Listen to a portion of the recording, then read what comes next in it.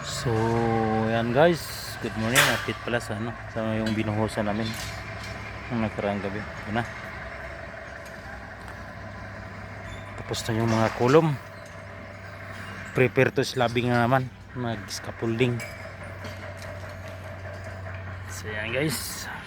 Good morning, good morning, good morning. Ipatapos baklas ang forma sa kulom.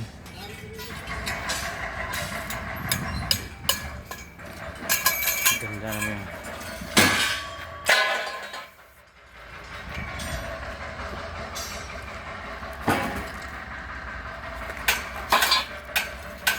Good morning, good morning, good morning.